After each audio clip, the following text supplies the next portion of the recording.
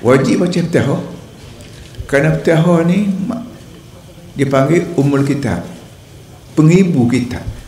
Quran sebuah 30 juz tu ngibu dia, induk dia Fatihah.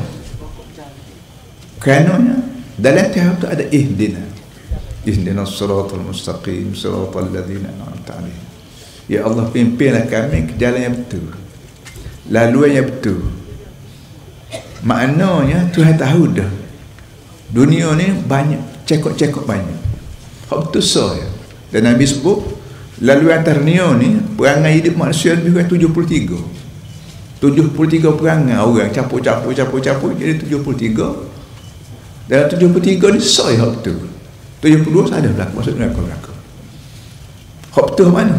Ma ana alaihi wa sahabi. Aku dua ke jalan juga sahabat-sahabat aku.